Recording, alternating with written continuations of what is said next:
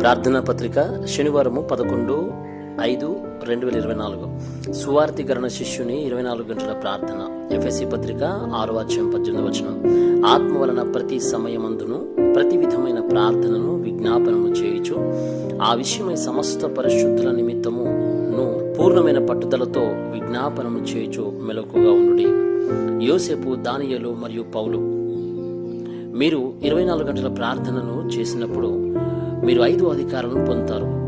అలా చేయడం ద్వారా సువార్త శిష్యులతో కూడిన 24 గంటల ప్రార్థన బృందాలు సృష్టించబడతాయి. ఇప్పటి నుండి మార్చవలసిన విషయాలు, కనుగొనవలసిన విషయాలు మత్తయి సువార్త 16 17వ అధ్యాయము 1-9. మరియు యేసు మాట్లాడిన ఆనందించవలసిన విషయాలు 7:7-3 కనిపిస్తాయి. మీరు ఆశీర్వాదాలు, ప్రార్థన, ఆరాధన, సబ్బాతు మరియు ధర్మశాస్త్రానికి సంబంధించి మీ ఆలోచనలు మార్చుకోవాలి. యేసుక్రీస్తుని మీరు తప్పక కనుగొనాలి.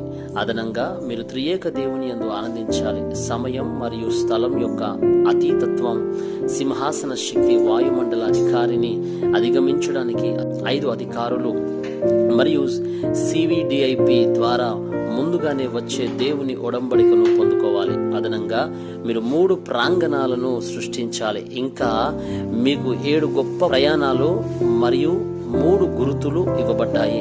మీరు ప్రార్థన ద్వారా వీటిని ఆనందించవచ్చు. మీరు చేయాల్సిందల్లా ప్రశాంతంగా మరియు నెమ్మదిగా శ్వాస పీల్చుకోండి. తద్వారా ప్రార్థన జరుగుతుంది మరియు వాక్యం వర్తించబడుతుంది. అలా చేయడం ద్వారా మీరు 24 గంటలు చేయగల ప్రార్థనా అంశాలు తయారు చేయబడతాయి. అప్పుడు మీరు ఏమి గుర్తుంచుకోవాలి? 1. కలిసి నిర్వహించడానికి నిర్దిష్ట ప్రార్థన మరియు ఒంటరిగా చేయడానికి రోజువారీ జీవిత ప్రార్థన. నిర్దిష్ట ప్రార్థన అంటే సువార్థికులు కలిసి ప్రార్థించడం. ఈ సమయంలో కలిసి ప్రార్థించాల్సిన అంశాలు ఉద్భవించాయి. అపోస్తల కార్యాలు 3:1-12, 16:13 మరియు 16:18 మరియు ఒంటరిగా చేసే రోజువారీ జీవిత ప్రార్థనలు కూడా ఉన్నాయి. కీర్తన 5:3, 17:3, 23వ కీర్తన 1-6. 2.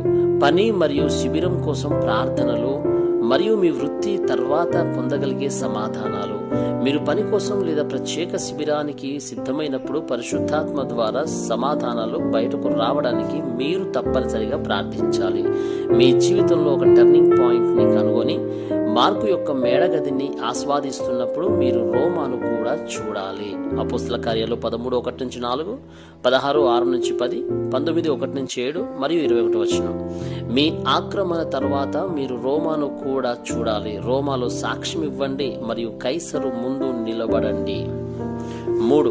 సమస్యలు తలెత్తినప్పుడు తప్పక చేయవలసిన ఏకాగ్రత ప్రార్థన. సమస్యలు వచ్చినప్పుడు సమాధానాలు వచ్చే వరకు మీరు ఏకాగ్రతతో ప్రార్థన చేస్తే కృతజ్ఞతలు బయటకు వస్తాయి. పౌలు శారీరకంగా అనారోగ్యంతో ఉన్నప్పుడు అతను ఏకాగ్రతతో ప్రార్థన చేశాడు మరియు అది దేవుని దయ అని గ్రహించాడు. 2 కొరింథీయులు 12:1-10. రోమాకు వెళ్లే దారిలో భయంకరమైన తుఫానును ఎదుర్కొన్నప్పుడు కూడా పౌలు లోతుగా ప్రార్థించాడు. చివరికి పౌలు కైసరు ఎదుట నిలబడతాడని దేవుడు చెప్పాడు. అపోస్తల కార్యాలు 27:10. ఇలా మీరు ఏకాగ్రతతో ప్రార్థన చేస్తే రోమా 16 ప్రకారం ప్రార్థన క్లబ్ సృష్టించబడుతుంది. 24-25 నిత్యత్వమును నిర్వహించే వారికి పోషకులుగా మారడానికి దేవుడు వారికి సమాధానాలు, సహోద్యోగులు మరియు హోస్టులు ఇస్తాడు. మీరు రహస్య సభ్యుడు మరియు పరిశుద్ధ పనివారులు.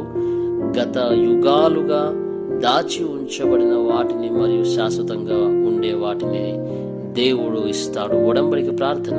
ప్రియమైన దేవా, ఇప్పటి నుండి ఈ అధికారములను ఆస్వాదించడానికి నాకు సహాయపడండి. యేసుక్రీస్తు నామములో నేను ప్రార్థిస్తున్నాను. ఆమేన్.